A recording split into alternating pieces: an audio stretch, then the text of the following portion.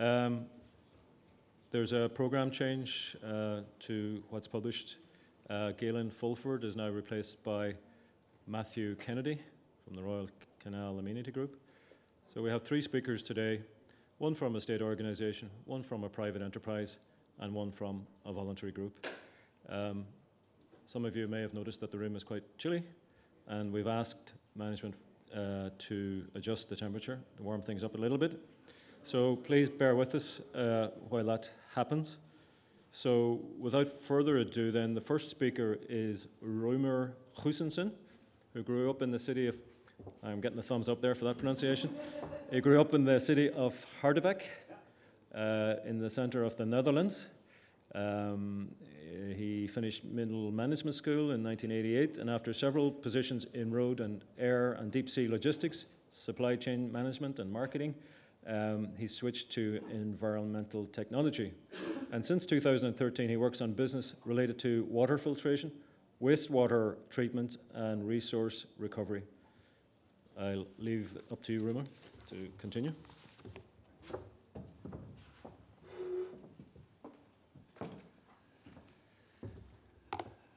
Good afternoon, everybody. It's a pleasure for me to be here. My first time in Ireland. My first time on a conference about canals. So yes, it's very inspiring, to be honest. My presentation will be about an off-grid, decentralized, autonomous floating wastewater treatment system we developed together with our launching customer. It's partly a technical, partly a general presentation. So I hope you will all learn more about what's so specific and what's nice to have and to learn. So my name is Rumer Goosensen. My first idea about the canal is on the pictures you see here.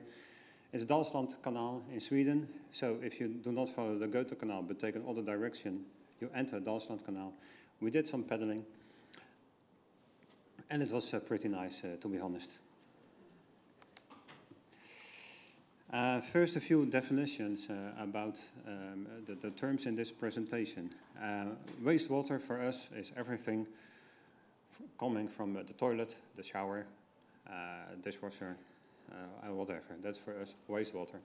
So it is black water, which is just toilet water, and grey water, which is the other water stream. Influent is for us the discharged wastewater in a treatment system. And effluent is the cleaned water coming out from a treatment system. Primary sludge is the fecal part in the influent.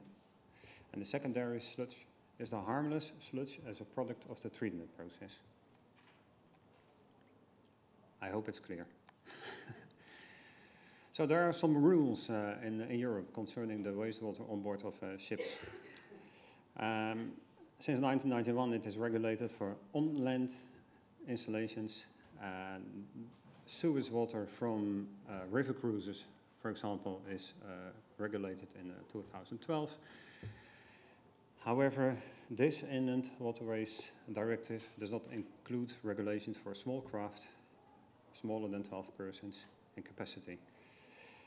As a matter of fact, small craft are obliged to have a holding tank on board, and to discharge a holding tank they rely on the presence of working pump-out stations, especially working pump-out stations.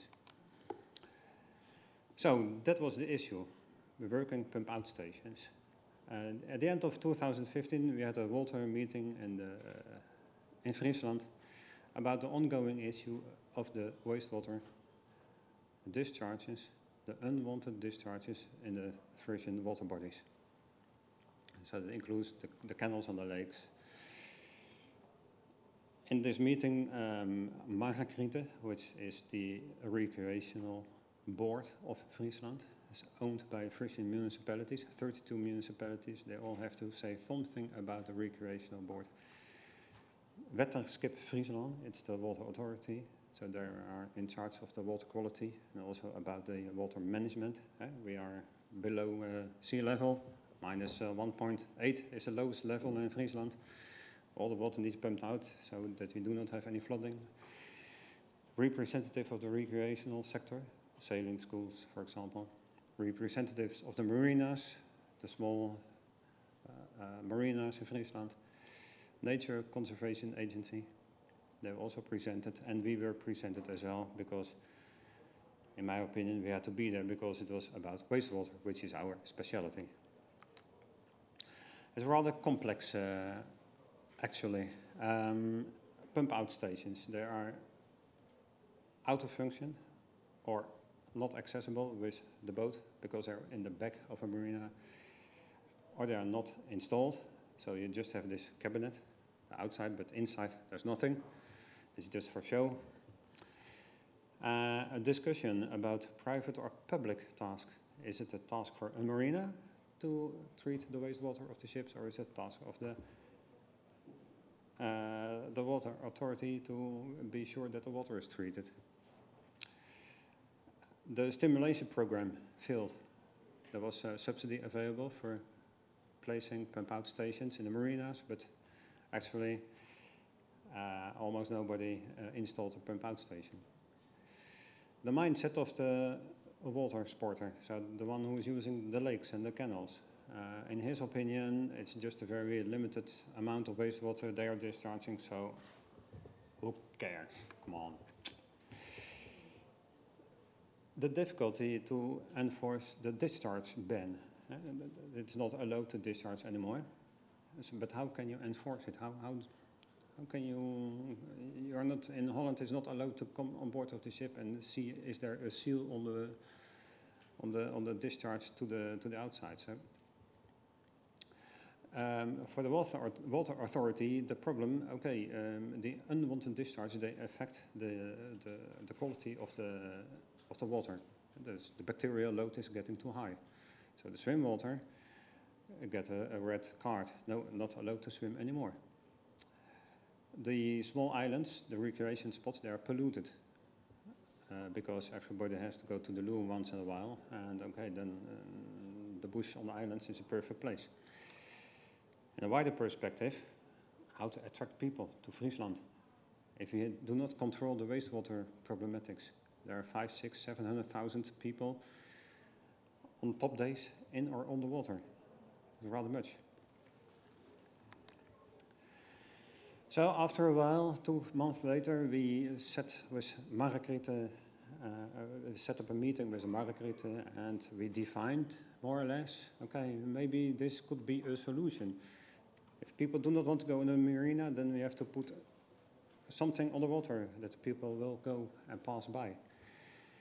So we got the order, make an autonomous wastewater treatment system that works on renewable energy, delivers excellent treatment results, does not affect water quality, is easy accessible and floats, withstand vandalism and anti-social behavior, and last but not least can operate it and monitor it from distance. And we said, well, of course, we can do it. Then some words about Margrethe. Margrethe is already an old organization. I believe it's already 70 years old. It has 3,500 free mooring spaces in the province of Friesland, and they are divided over 300 spots. So a spot can have 10 or 15 places to moor. It's not totally free because they ask you to buy a flag which you put on in the mast of the ship. But it costs you almost nothing. If you are 3 weeks on the water, you pay 50 cents a day or more. Stupid, nothing. But anyway, it's a good working system, and that's also the attractiveness of the waterways in the region. So they have to take care of the water part, but also the cycle path and the hiking path. It's all in there in the same organization. They asked us to build this. They are our launching customer. So in the summer of 2016, now 2 years ago, we put the first system in the water. And that you see on the left picture, it's just a 20-foot container. We didn't have time to make a nice color on it. It is on a hired pontoon. And inside the container is the buffer tank, where we collected the wastewater. I will explain later on how the techniques are working. The year later, we built a second container, which you can see here on the picture. It looks a bit nice here because it's blue and white now, and it has its own concrete pontoon. Still, the buffer tank is inside the container. And after the evaluation in 2017, and also because of all the stakeholders, the water authorities and the municipalities, they had the feeling, okay, this is the right track. So we were asked to build a third one. So in 2018, this year, we have 3 similar stations on the water. There's a dedicated produced steel pontoon. The buffer tank to collect the wastewater from the craft is built in the pontoon. There's a toilet. You can see on the picture the door of the toilet. You see some chairs. I think they belong to the people of the craft. You can see they were sheltering from the sun this year. You can access the toilet with an app. So you pay 50 euro cents and then you can use the toilet. And you pay €1.50 to get rid of your wastewater from the holding tank. And also there's a master plan. A master plan is made by, again, Marina and the water authority, the province of Friesland. And they want to have on all the junctions of the main recreational waterways, they want to have a pump out station on shore. And on the remote spots, they want to have the floating stations like this. So it is it's getting more serious, and also enforcement. They're working on a little change in the law that it is allowed for an inspector to come on board to see if there is still a seal on the discharge to the outside of the ship. So that it's not allowed anymore, or it's not possible anymore to open the valve and discharge directly in open water. So there are some steps. They're working on several issues at the same time. And then we go a bit deeper into the design of the installation itself. Okay, on top you see the solar panels. That's clear. So the system is run totally independent of grid. We have plenty of energy. We have a battery pack inside for storage of energy during the day. So in case we have some clouded days, we still have enough energy. You see here, the white one is the buffer tank, which is now placed in the pontoon. The smaller white tank on the right side is also in the pontoon, and that's the excess sludge tank. So the secondary sludge. It's what we call in Friesland a pompblad. It's just one of the water plants. You see the hose and the reel where the hose is for sucking out the wastewater. These are the internals.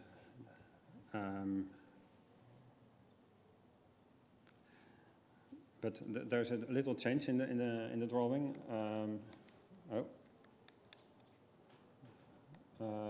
This is the buffer tank, because this is the drawing of the first systems. Anyway, the buffer tank is the collection tank for the dirty water. We have here 2 pump stations. One is to build up the vacuum to empty the holding tank. The second one is used to pump the water from the buffer tank into the process tank. And the process tank is this black one. These gray squares are the air pumps. We are using a biological process without any chemical components, just bacteria and oxygen to treat the wastewater, to break down the waste in the water.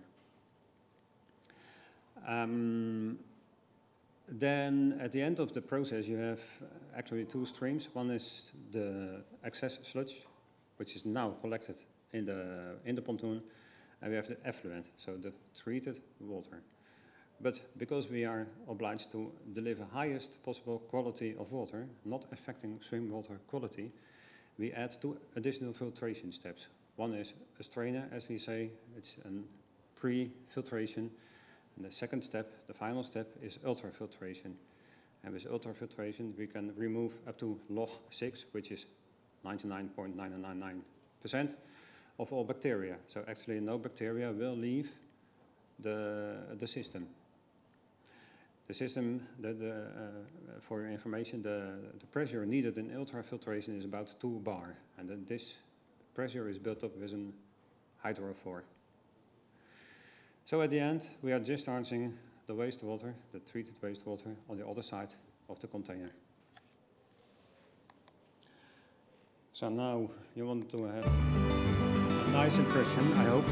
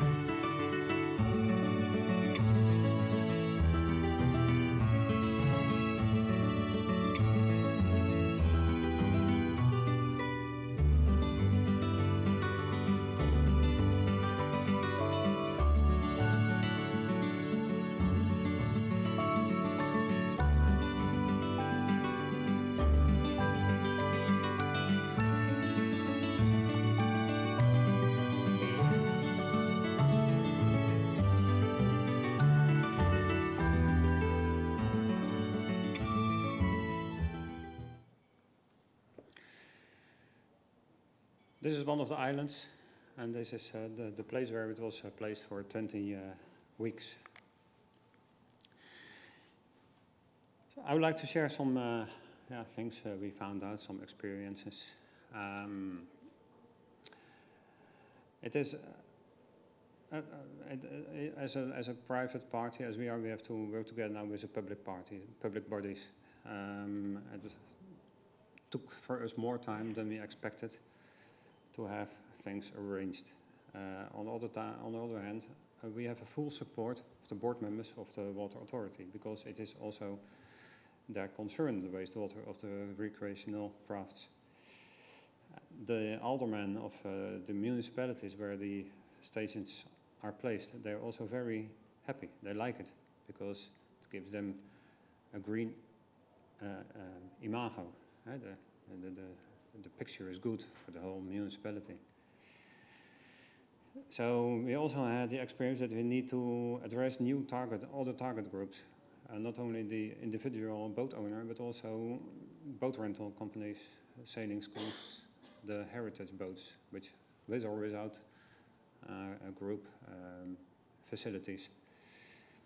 The permits, we have 3 municipalities where we have placed these stations, so we need 3 environmental permits. We need 3 water permits from the water board, because we have 3 stations.